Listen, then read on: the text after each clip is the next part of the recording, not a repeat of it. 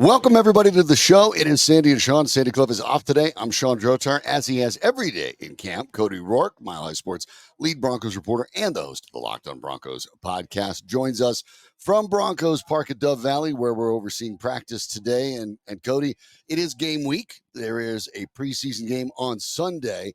The rookies, of course, as they are every first preseason game, are in the spotlight. Let's start with some of the ones that Coach Sean Payton talked about yesterday, but not Bo Nix, because we know where Bo Nix is going to end up. QB1 at some point, sooner rather than later. You and I believe he'll start every game this year, including week one. But there are other rookies that have potential roles in front of them, and this is their first opportunity to show it. Yeah, and look, I'm very curious to see. I mean, they released the first unofficial depth chart today, which, unfortunately, there's a lot of people overreacting to it. It's like, oh my gosh, Bo Nix is listed as the third quarterback. Sean Payton hates these unofficial depth charts, but the NFL mandates that teams put one out before the preseason. So Sean's just like, hey, we're going to screw with some people here. Just put some names on it. Doesn't matter what just order. Put some names in there. But in terms of like the rookies, I'm excited. I mean, everybody's obviously going to be watching Bo. They're going to be excited about Bo. I'm excited to watch, Troy Franklin. I'm excited to watch Jonah Ellis. And, I think let's start off here with Troy Franklin. Mm-hmm. Right now, the Broncos wide receiver room, they have a lot of guys. They're loaded with guys. You have Cortland Sutton, Tim Patrick, Marvin Mims, Josh Reynolds, really is those top four guys. And then you got a handful of guys like Brandon Johnson, Jalen Virgil, Troy Franklin, Devon Vele, another rookie we'll talk about, Lil Jordan Humphrey, Michael Bandy, Philip Dorsett. The list goes on and on and on. Like, they have consistent numbers of guys that are rotating in. Now, but for me, for like Troy Franklin, I've seen some of the things here. Now, look, he's still learning. He's still going through and learning the process of, what it takes to be in the NFL.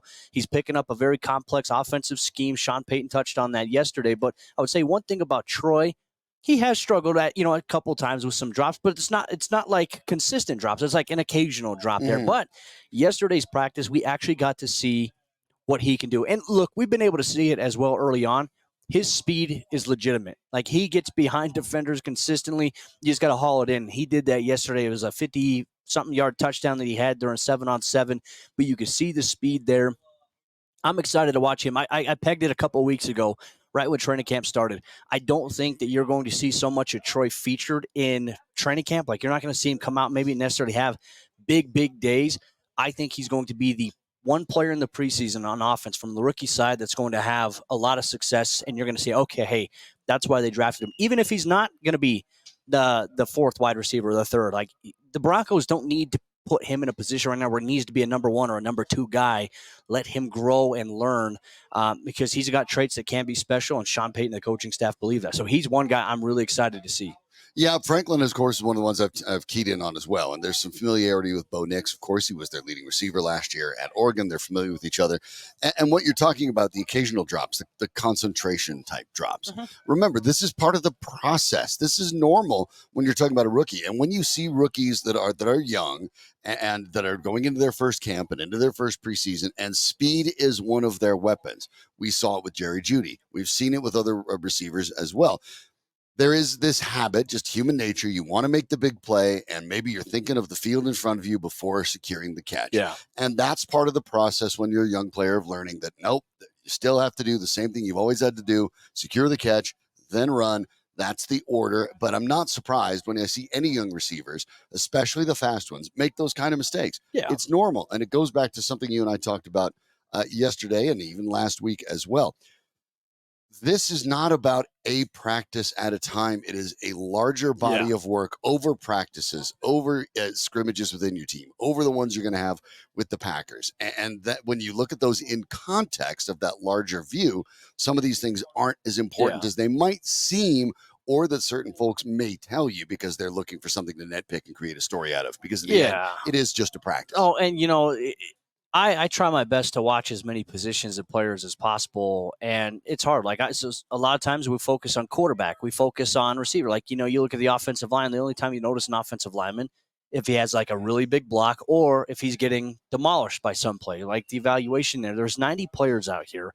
So it always baffles me that people can do full-on 90-man roster breakdown saying, hey, I've evaluated every player, every snap. Like, no, it doesn't work that way. Like, the coaching staff doesn't do it all at once. They divide and conquer. The coaching staff divides it up, but they also have access to practice film and footage, which unfortunately we don't get. Now, once the season comes around, preseason, we'll get access to coaches' film from the preseason, from the regular season. That'll be useful. I'll be doing some stuff hopefully here for Mile High Sports on that. And I'll see on my social media channels some film breakdowns. But no, the idea is that, hey, you have to let these guys get reps. And ideally what matters is game reps versus practice reps. Like practice reps and what these guys do here, I would say if we're weighing the overall evaluation on a scale of, 100%, I would say maybe about 45% of what happens out here is going to be factored into the equation. Most of it's going to be the preseason games that they do. Who stands out, who performs. And look, there's times where I think you run into the dynamic where out here you see guys practice really well, but then, you see guys get to certain games and some guys don't perform at the way that they were here at practice and vice versa. Sometimes you don't see people out here performing at practice. The game comes on and all of a sudden the switch flips and they're balling out. So it's really hard to, but you have to have, as you mentioned, a large sample size of data. Troy Franklin, I think, is going to be a preseason stud. So, keep an eye on him. Jonah Ellis, looking forward to seeing maybe what he's able to do a little bit. At the edge rusher position, Nick Benito returned to practice yesterday. He's been dealing with the back injury. But that room right there is a little bit exciting. And Jonah, he's a sizable guy. I feel like he could play defensive end. He could play outside linebacker, very effectively. He sets the edge. He's very disciplined. He doesn't bite on play action fakes. He does his job. And I see that from him out here. You want to see him get after the quarterback. That'll be a fun thing to watch in the preseason. And then we're going to get to, obviously, some other guys here. Chris Abrams-Drain, cornerback out of Missouri, fellow Mizzou Tiger alum here. The one thing I would say I've noticed from him, just technique-wise, he's getting more comfortable.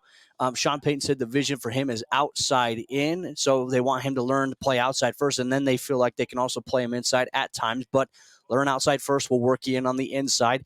And there might be times here in the preseason where he, let's say in that third and final preseason game, I don't think the starters will play in that game. I don't either. But let's say that they start these young guys and you get Abrams-Drain starting on the outside. Don't be surprised if you see him move to the nickel inside the second half just to be able to do that. They did that with Jaquan McMillan and Isang Bassi last year in the preseason. So just good technician. We got to see him working one-on-ones yesterday. I think he's got good technique, good discipline, gets in phase quickly. And the one thing I like about him, he fights through the ball, does a good job getting in hip position. Watches the receiver. When the receiver looks back, he looks back, which is one thing you always coach a defensive back to do. But you don't do that. You don't look back unless you're in phase on the hip. You do that, you're going to give up a score.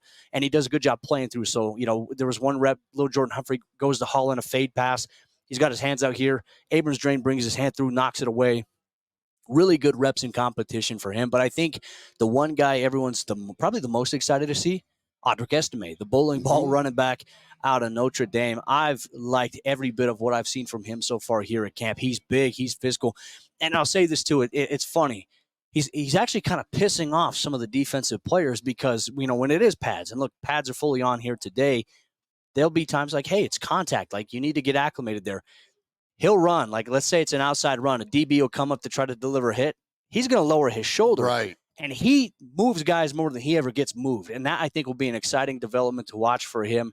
And for him coming off of a knee scope injury, I've been very, very impressed with how he's moving, but also his vision is very underrated as a ball carrier of his stature. Those are the rookies that I think are the closest to getting significant snap counts in the early parts of the season. Yeah. Franklin, Estime, Abrams-Drain, Ellis. Those seem to be the ones that are the closest. Are there anybody else that you think might be a little bit closer or may have surprised out of the rookies that we haven't discussed?